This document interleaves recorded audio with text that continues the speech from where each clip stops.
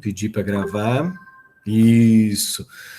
Boa tarde, minhas queridas e meus queridos alunos da disciplina de Psicobiologia e Psicossociologia do curso de Biomedicina. Espero que vocês estejam todos bem, com muita saúde. E a gente hoje parte para a terceira parte do nosso livro base, do nosso texto base, né, do primeiro bimestre, né? Vão ter ainda a quarta parte, a quinta parte, a sexta parte, e aí a gente vai chegar na nossa primeira avaliação, depois seguimos com processos psicológicos básicos. Gosto de fazer sempre essa introdução para vocês, né, saberem, né, afinal de contas, o nosso caminhar, né? Mas passamos pelo medo 1, porque a nossa aula hoje é sobre os medos, né? Mas passamos, então, pela nossa parte 1, né, em que Pinker falava justamente sobre a necessidade de nos realinharmos ou fazermos as pazes com a natureza humana, compreendendo, então, que o ser humano não é formado apenas pela cultura, mas tem uma porção biológica, genotípica, fenotípica e, obviamente, todos os artefatos culturais da tradição que vão se conjugando com as características da nossa espécie.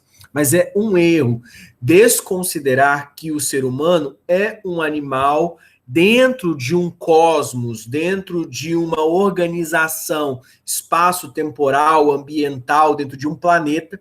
E essa perspectiva de um pensamento ecológico nos coloca diante da responsabilidade de pensarmos a cultura e os objetos da cultura enquanto cultura. E aquilo que é biológico e, obviamente, aquilo que é determinado pelas características biológicas, pensado, então, como biológico. Então, Pinker coloca para nós a necessidade de fazermos, né, as pazes com a natureza humana, compreendendo, então, que o ser humano é um ser biopsíquico social, ou seja, é um ser de natureza e é um ser de cultura, é um ser biológico e, ao mesmo tempo, um ser social. E aí, então, a primeira parte, ele desmente 3 grandes teorias filosóficas, que são o bom selvagem, de Rousseau, a tábula rasa, de Jean Locke, né, e a ideia de fantasma na máquina de René Descartes, dizendo que nós somos para muito além disso. Nós não somos seres que não nascemos com nenhuma programação mental, que o nosso corpo interage com o meio e que existe certa genética que determina não só a cor dos olhos ou a cor dos cabelos, a estatura, mas define também potencialidades, limites, humores, aptidões, características sociais, grupais que compõem o comportamento humano. Então, Pinker propõe nessa primeira parte criarmos 4 grandes pontes para ligar novamente o ser humano à cultura e à biologia em suas 2 porções, né, que é a genética comportamental, as neurociências, as ciências, né, cognitivas e a psicologia evolucionista, tá? Então seriam as 4 pontes que estabeleceriam entre a biologia e a cultura e nos faria ter que vencer 3 trincheiras, né? A ideia de que o genoma humano, a diversidade do genoma humano era menor do que se acreditava, os conexionismos entre os seus inputs e outputs para compreender que o cérebro humano é muito mais complexo do que colocar lá frações ou, enfim, programar um computador, e a trincheira da plasticidade neural, né, compreendendo que, obviamente, o cérebro tem a sua plasticidade, mas essa plasticidade tem, né, poréns, né, que precisam ser desmitificados ou desmistificados, tá? Na aula passada, nós continuamos um pouco mais esse caminho e percebemos como o medo e a aversão produziram, tanto nos cientistas políticos quanto nessas trincheiras, combates que começaram a falar de modo negativo, né, sobre os cientistas que pensavam uma natureza humana, querendo colocar neles a pecha de eugenistas, de nazistas, né, de alguém que estava defendendo a violência e as coisas ruins humanas como se elas fossem elementos que nos determinavam, e não era bem assim, não, né? A ideia de que existe darwinismo é bem diferente de um darwinismo social. Pinker e os psicólogos evolucionistas não defendem uma psicologia que é determinista ao ponto do darwinismo social, criando condições para o preconceito e para a discriminação. Muito pelo contrário. A ideia de igualdade social, igualdade jurídica, não compromete ou não tem que estar necessariamente atrelada a uma ideia de igualdade biológica. Fato é, nós somos iguais em uma grande quantidade de características e diferentes em outras tantas. Nós temos essas igualdades dentro do campo genotípico, ou seja, biológico, como no campo social. Mas não é necessário dizer que nós não somos produzidos com diferenças por conta do nosso corpo, não é isso, atacando isso, que nós vamos ser de fato iguais. A igualdade, a fraternidade, a liberdade, os valores republicanos, eles são conquistados quando o homem lida neurocientificamente, né, tem que lidar com aquilo que é positivo em si, ou seja, também com suas características luz e suas características sombras. E, óbvio, todo mundo tem luz e tem sombras. Todo mundo tem suas verdades e as suas mentiras. Todos nós temos as nossas potencialidades e os nossos fracassos. Não significa porque nós temos os nossos fracassos ou as nossas dificuldades que nós vamos mentir para nós mesmos dizendo que isso não existe para emergir um ser humano de mentira, um ser humano construído apenas por uma ideia cultural que vai nos tornar iguais para além das nossas diferenças. Não, esses pactos sociais, políticos e econômicos, né, dentro da cultura é que tem que possibilitar a igualdade. Ué, todos são iguais perante a lei, mas por que só um grupo de ricos consegue se livrar dessa lei e não ir para a cadeia? Então, não é esse campo do biológico que nós temos que produzir igualdade. Nós temos que produzir igualdade na sociedade. Nós temos que produzir igualdades nas relações econômicas. Nós temos que produzir igualdades nas relações jurídicas. Não é dizendo, mentindo, que não existem diferenças biológicas que nós vamos conseguir a igualdade cultural. Exemplo disso. Dei vários exemplos, né, de que os nossos corpos são diferentes, mas é porque a gente consegue dar conta das características, né, que vão compor, seja de QI, seja de tamanho, de altura. Né? Eu coloquei isso na última aula da questão do Michael Phelps. Né? Parece que o corpo dele foi preparado, óbvio, organicamente, ou seja, geneticamente, mas óbvio que se ele tivesse genética, mas não contribuísse culturalmente para isso, ele não seria o Michael Phelps. Né? O grande medalhista aí da natação, ele tem um corpo biologicamente mais adaptado que o meu, por exemplo, para aquilo. A mão dele é maior, os braços maiores, mais compridos, e obviamente teve treino. Percebe a cultura? Então, na verdade, é a junção de duas coisas. Agora, de Emerson, mesmo que treinasse muito, tivesse um corpo todo atlético, forte, tal, eu não vou alcançar a velocidade do Michael Phelps na piscina, porque eu não tenho a altura, eu não tenho o tamanho da mão, eu não tenho o tamanho do pé. Percebem?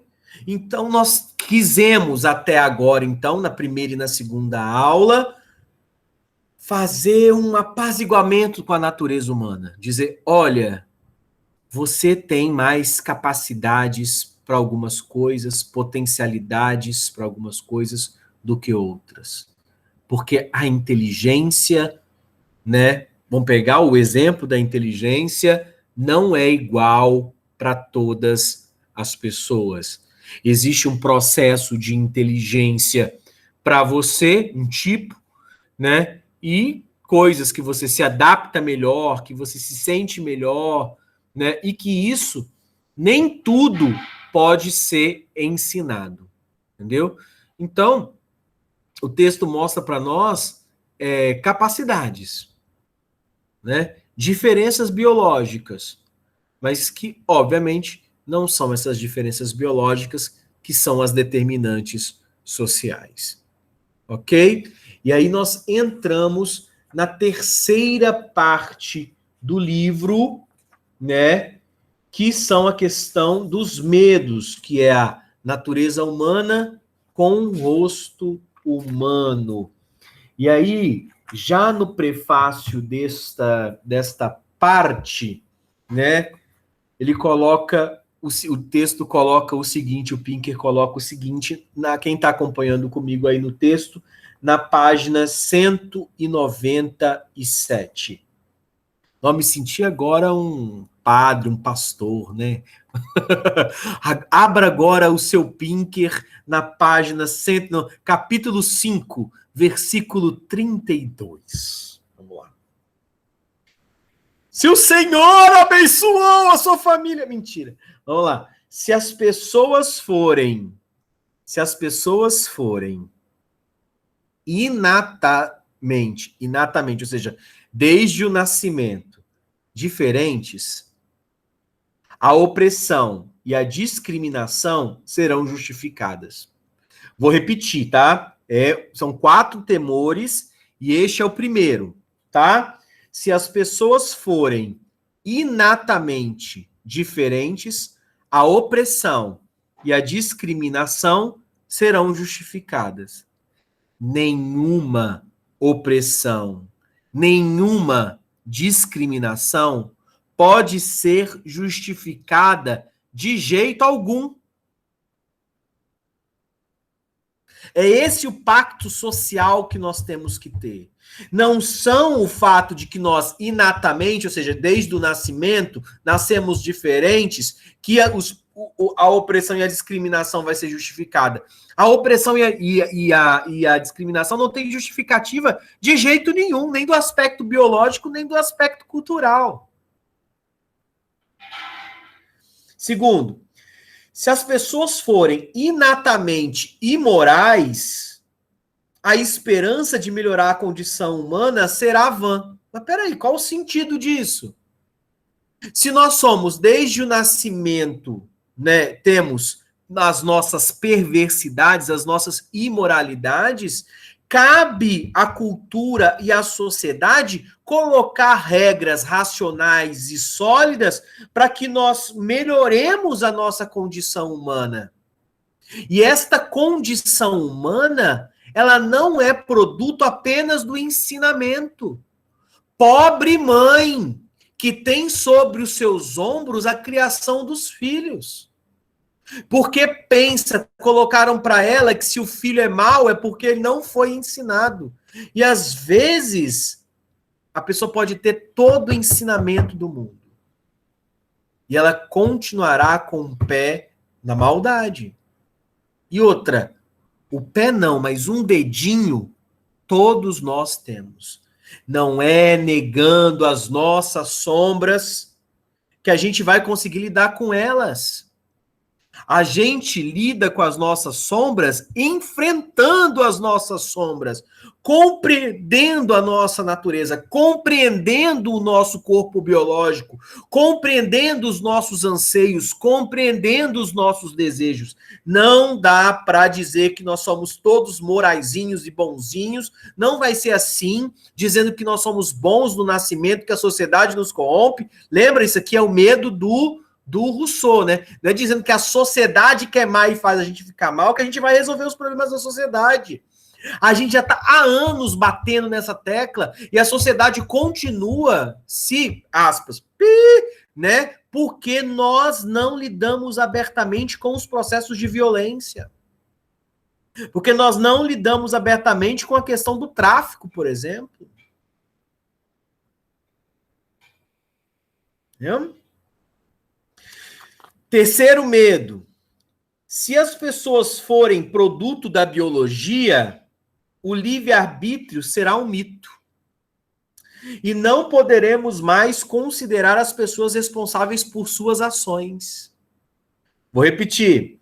Se as pessoas forem produto do biológico, ou seja, da biologia, o livre-arbítrio, né, a liberdade de pensar, de agir, de fazer, de querer, será um mito. Então não existe livre-arbítrio.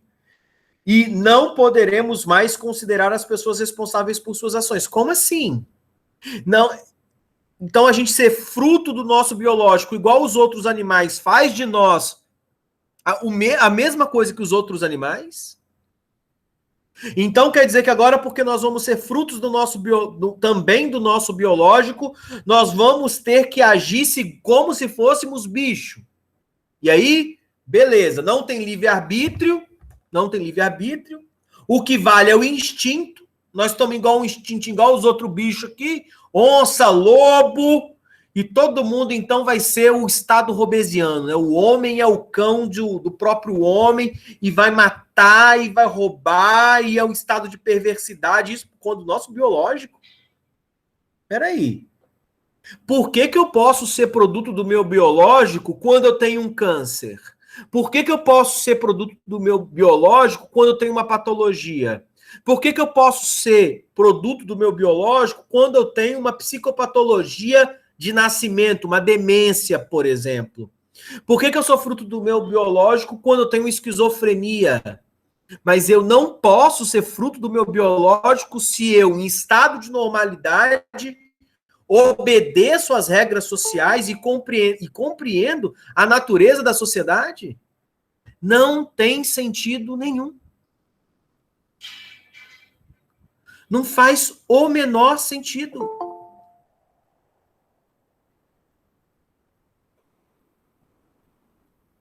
Sermos seres biológicos e termos instintos não faz com que a liberdade seja um mito, mas a parte que é determinado pelo biológico me coloca uma condição moral de saber como agir, de considerar a minha responsabilidade das minhas ações, justamente porque eu sou também um ser social.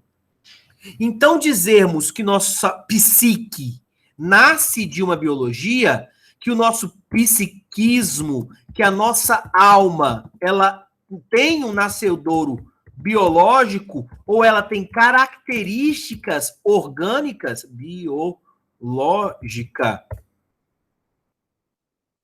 coloca uma responsabilidade de como eu vou conduzir o meu viver.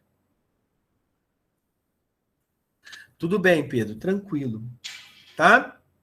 Então, quarto medo. Se as pessoas forem produto da biologia, a vida não terá um significado e um propósito maiores. Como assim? Para acreditar em Deus, eu tenho que ser fruto, ou minha vida ter significado. Ela só vai ter significado se eu não for corpo. A minha vida só vai ter sentido se eu for um ser apenas cultural. Ou seja, os medos da desigualdade, o medo do determinismo, o medo do niilismo e o medo da imperfectabilidade, né? Ou seja, que é, ai meu Deus, é isso mesmo? Que eu tenho tempo que eu não olhei o nome dos medinhos, mas é isso mesmo. Imperfectibilidade, desigualdade, determinismo e niilismo. Tô certo, né? Esses 4 medos, eles não fazem sentido. E olha que muitos medos fazem sentido. O medo diante do perigo, até o medo da morte. Porque, fato, todos nós, uma hora, vamos morrer.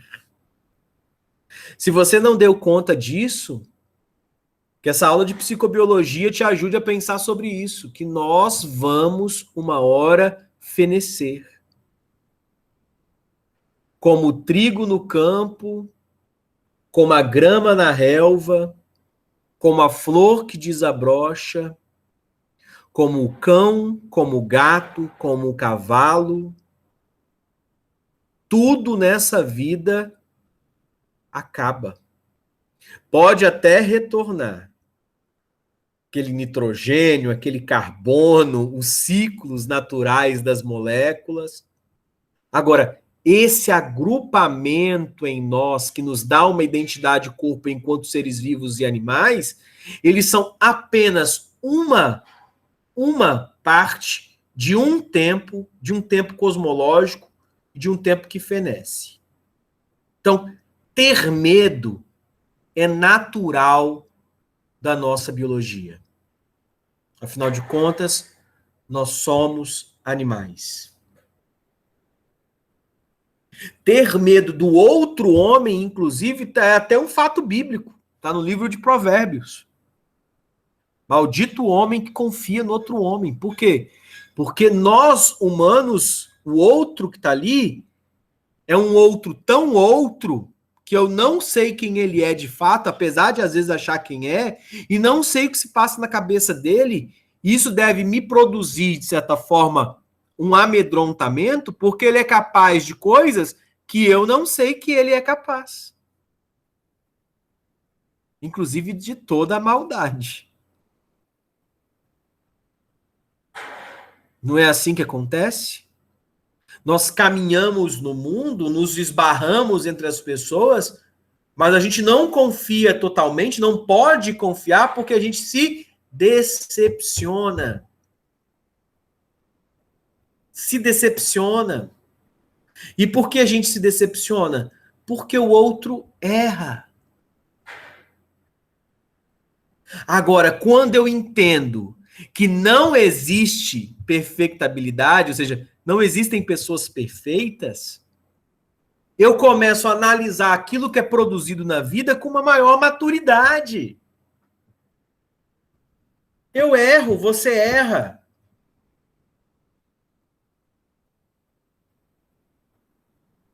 Perfeito? Então, esses são os 4 medos. E aí, o Pinker, nos 4 capítulos, vem trazer para nós o seguinte fato: meus queridos, nós somos produtos da biologia.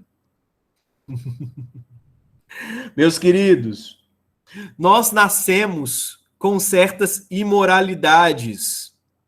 Meus queridos, nós somos inatamente diferentes. Então, na nossa natureza humana, que vocês já entenderam que é bio e é social, e aí natureza humana entendam a nossa própria psicologia, a constituição de uma personalidade, os fatos de que nossos comportamentos são determinados biologicamente e ao mesmo tempo culturalmente, nos conserva ou nos traz algumas certezas.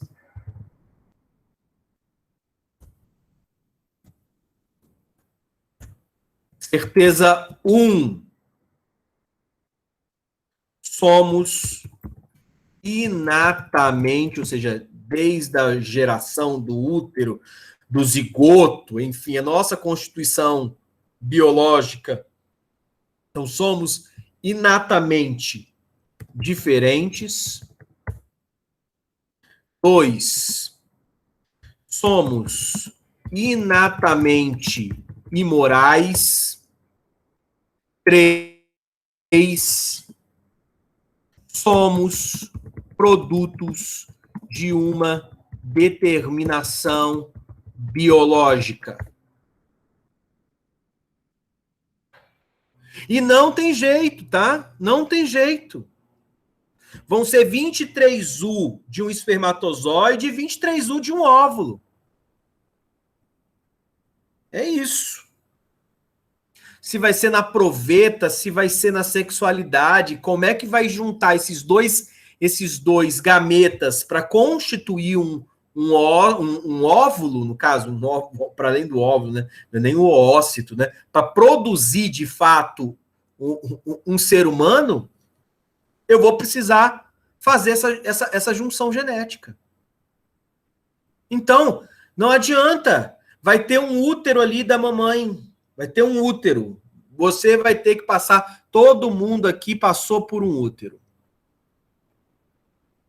Fala diferente. Não, professor, foi criada uma barriga para mim, mecânica. Não vi ainda. Pode ser que exista. Vai, daqui um tempo, a biotecnologia está avançando tanto que talvez as mamães não vão precisar mais ter, né, os seus nenéns, né, de maneira uterina.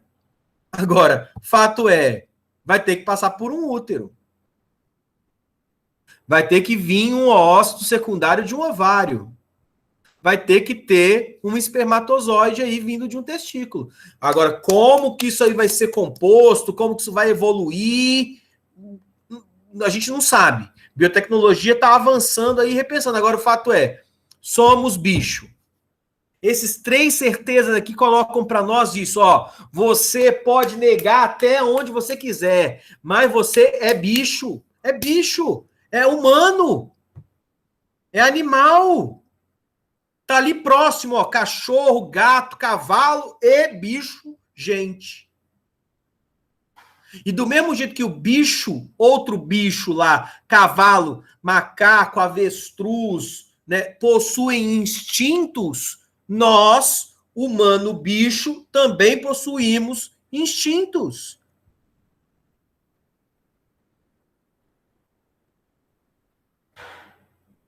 Não come vitamina não para você ver. Não coloca comidinha não para você ver se o bicho não morre. Nós somos corpos físicos, sujeitos à lei da física, da termodinâmica, da gravidade. Pula do prédio, vê se você, diferente de todos os outros bichos, não vai virar uma plasta no chão.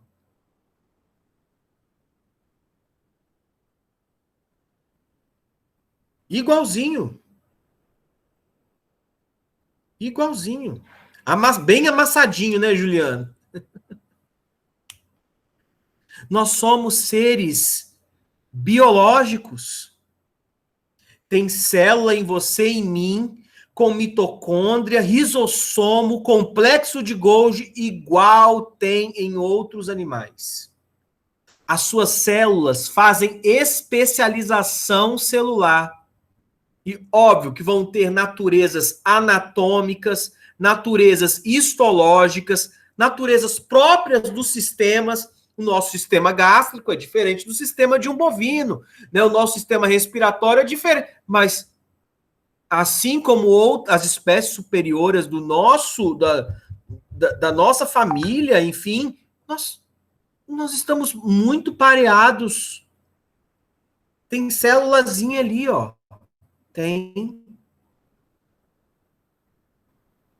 Tem especialização celular, tem constituição histológica, tem fundamento fisiológico, tem estrutura anatômica.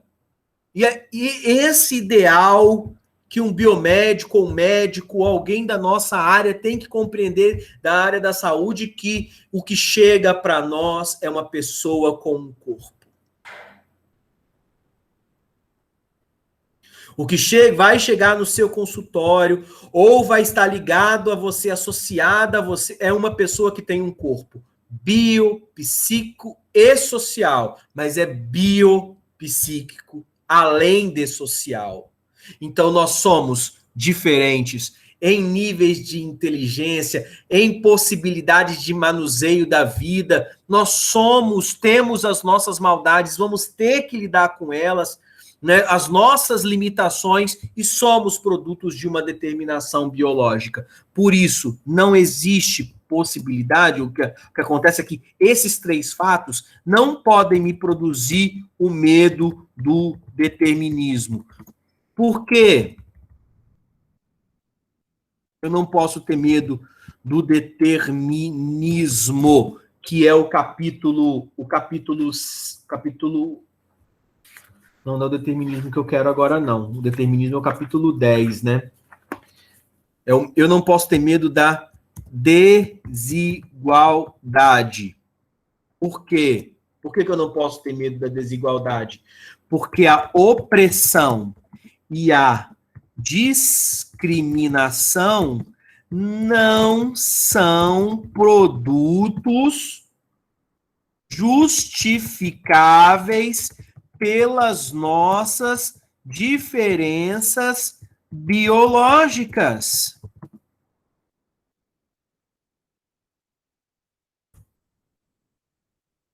A opressão e a discriminação não são produtos justificáveis pelas nossas diferenças biológicas. As nossas diferenças orgânicas, biológicas, elas são tão somente produzidas ou devem ser adestradas pelo todo da cultura. Então, a cultura é responsável pelos processos discriminatórios e opressivos.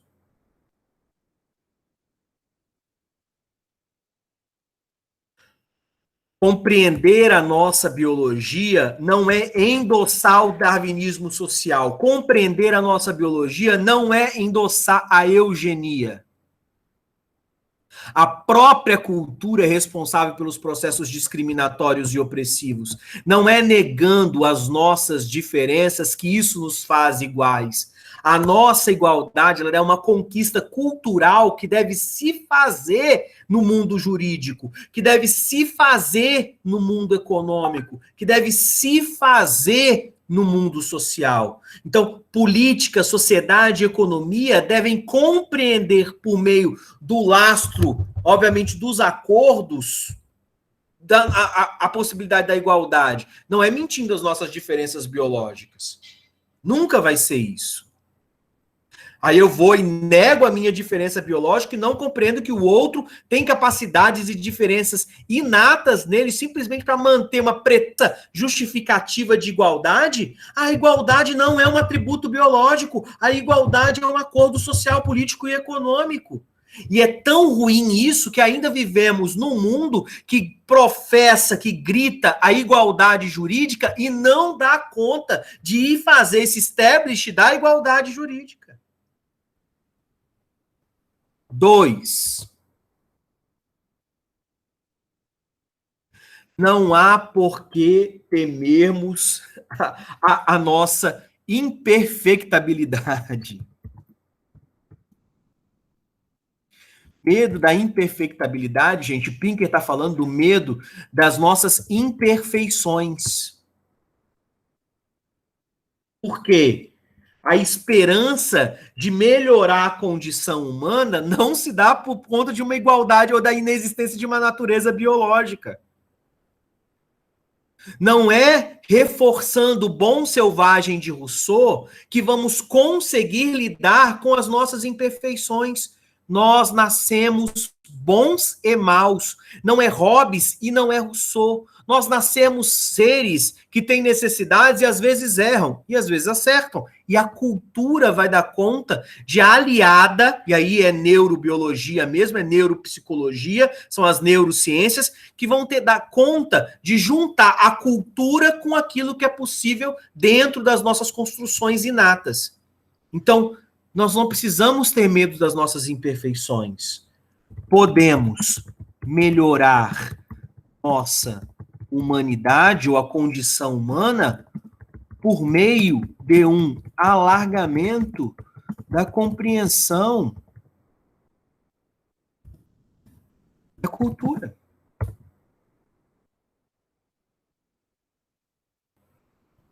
O homem é capaz de fazer maldade? É. E não é culpa da mãe dele que ensinou ele a fazer maldade, não. Já dei esse exemplo aqui. Às vezes a mãe cria dois filhos do mesmo jeito, da mesmo jeitinho, cria lá igualzinho, igualzinho, igualzinho, igualzinho. E aí, então, vem a cultura e falar o seguinte, que foi ela que criou mal. A culpa, então, vai ser sempre da mãe e da escola, né? Que não fez o seu papel. Será que essa responsabilização é justa? Ou não existem algumas pessoas que são más por natureza? Ele estava ali com um pezinho numa psicose, estava com um pé ali num caminho de psicopatia, e que toda a cultura e escola e educação não foi capaz de desvencilhar aquela pessoa de talvez de um transtorno de personalidade, que a pessoa é um mentiroso compulsivo. Nós temos doenças. O ser humano, como todos os outros bichos, vamos fazer as pazes com isso, com a nossa animalidade, né, com a nossa humanidade biológica, é que nós, como todos os outros bichos, temos uma personalidade originária de uma cognição social e genética. Então, voltamos aqui, né, a genética comportamental. Tá? 3. Medo do determinismo. Gente, nós somos produtos da biologia também. Somos produtos do biológico. Agora, não é porque somos produtos do biológico que o livre-arbítrio será um mito. Nós não somos apenas consequência de uma irresponsabilidade genética. Nós somos consequência de como abraçamos a cultura. Então não há por que ter medo do determinismo. A liberdade de consciência é uma produção que alinha o produto da biologia e os acordos sociais. E já terminando, então, o 4, que é o medo do niilismo. Esse é o capítulo mais curtinho, né? Niilismo, ainda, para quem não teve a oportunidade de ler o capítulo ainda, é uma expressão que vem do acreditar no nada, né? Nii, em alemão, é nada, né? Então, né, os niilistas, os filósofos niilistas, é aqueles que se deixavam entregar a uma angústia porque não viam sentido na vida, né? Poeticamente, quem gosta de literatura, eu recomendo a leitura, né, do jovem Werner, né, de Goethe, que fala sobre esse sentimento niilista, ou ainda do Crime e Castigo, de Dostoiévski, ou os irmãos Karamazov, ou Karamazov, tem um personagem extremamente niilista, que dentre os irmãos é o Dmitri, né, Karamazov, mas a ideia de o niilismo, gente, é a sensação das coisas não terem sentido. E a psicobiologia coloca que nós, e as neurociências colocam que nós não precisamos ter medo do niilismo, porque a vida tem significado de proposições ou propósitos maiores para além do fato de que vamos morrer. Então não é porque somos determinados por um nascimento e por uma morte que vivemos dentro deste módulo entre a vida e a morte, tá? Que a gente não vai ter significado. O significado da vida é para além da nossa natureza. Ok? E aí o Gabriel coloca, mas se uma pessoa poder nascer mal, isso não iria contra a ideia de livre-arbítrio? Não, Gabriel, não é que a pessoa nasce mal, é porque a pessoa não nasce nem mal e nem bom. Ela nasce com possibilidades, ou com desejos, ou com quereres instintivos do bom e do mal. A gente, enquanto sociedade, é que cria uma ideia de bondade e de maldade. Vamos pegar aqui uma charge, né? Uma tirinha, né? Que dizia o seguinte: olha, o pai falando para o filho, né? O pai chega para o filho e fala: meu filho, você sabia que o homem, tá no livro, hein? Para quem não viu, tá no livro.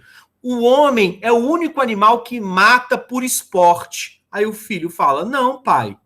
As lontras na Antártida matam pinguins unicamente para se divertir. Essa premissa dos anos 60 e 70 de que nós, né, somos maus, é uma premissa robesiana, né? Nós temos maldade e que os outros bichos não têm maldade, que nós só matamos por nos divertir, não sei o quê. Não. Tudo que está em nós também está na natureza, de outras formas, com outras proporções, mas tudo que está em nós está na natureza. Nós já superamos o estado de considerar que a racionalidade humana é superior a todas as outras racionalidades. Existe racionalidade, comportamentos animais, no caso, etologicamente observáveis, né? Então, se funda, então, uma etologia para se compreender a nossa proximidade com o mundo animal. Então, Gabriel, não é que nós nascemos, se nós nascemos mal, é isso aqui que, inclusive, o texto vai colocado, do medo que a discriminação e a opressão seriam justificadas por nós termos por nós termos nascido diferentes, né? Mas não tem função. Nós nascemos nem maus nem bons, nós nascemos com instintos.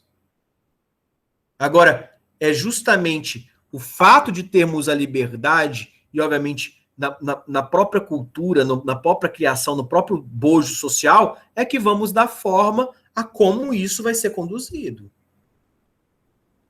Eu posso ter uma cultura que vai incentivar a maldade, ou vou ter uma cultura que possa incentivar a bondade. Por isso que no contemporâneo nós usamos muito a expressão cultura de paz. Não é se nós nascêssemos bons é que nós teríamos livre-arbítrio. Nós seríamos, então, do mesmo jeito determinados por uma bondade inata. Por que o livre-arbítrio só tem que ser contrário ao nascimento da maldade? O livre-arbítrio não pode ser contrário ao nascimento enquanto bondade? Então, o que o Pinker está fazendo e as neurociências estão fazendo aqui, gente, é justamente liquidar tanto a ideia de Hobbes quanto a ideia de Rousseau. Não é que nós nascemos bonzinhos e a sociedade nos corrompe.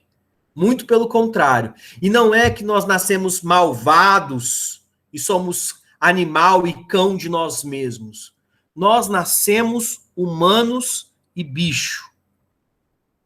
A junção com a cultura criará em nós um amalgamado que a gente chama de humanidade, enquanto essência e enquanto existência, enquanto moralidade e enquanto superação dessa própria moralidade.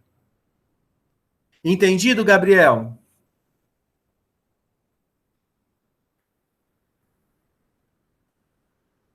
Gente, vocês estão me ouvindo? Perfeito. Então, no exercício, gente, da semana, eu coloco justamente na nossa indagação um trecho da Nassif falando sobre essa parte do texto do Pinker, né? Que eu coloco. Quando nos deparamos com a terceira parte da obra de Pinker, vemos que é argumentado ainda que o receio de a tábula não ser rasa é derivado do fato de os indivíduos diferirem inatamente em seus talentos, habilidades e interesses. O que nos remeteria a três males: o preconceito, o darwinismo social e a eugenia. E isso acontece porque os 4 medos que dão nomes aos capítulos, o medo da desigualdade, o medo da imperfectibilidade, o medo do determinismo e o medo do niilismo, estariam sobre bases lógicas erradas. E aí eu pergunto, qual é o problema lógico de cada um destes medos? E, na verdade, eu já respondi e, inclusive, coloquei no chat já desta aula. Perfeito? Não adianta ter medo do niilismo, porque o significado da vida é para além da nossa natureza. Não adianta termos medo do determinismo, porque a liberdade de consciência é uma produção que alinha o produto da biologia e os acordos sociais. Não há por que termos medo das imperfeições, ou seja, da nossa imperfectabilidade, porque podemos melhorar nossa humanidade por meio de um alargamento da compreensão da cultura. E não precisamos ter medo das desigualdades, porque a opressão e a discriminação não são produtos justificáveis pelas nossas diferenças biológicas. E aí, então, o texto traz uma série de justificativas e de exemplos. Ok? Inclusive falando da questão do QI, que eu gosto muito, a ideia de que nós temos inteligências múltiplas e variáveis. Tá? É isso, gente. Deixa eu colocar aqui. Já abri, então, a nossa próxima semana. O tema da nossa próxima... e tem além do indagação, tem o provocação, né? E na provocação eu pergunto, né? Os fins justificam os meios, né? Porque só ficou faltando o Maquiavel aí, né? Em defesa de uma ética social. É óbvio que a gente vai... Vamos brincar um pouco, quero que vocês pensem um pouco com as coisas que nós falamos, né?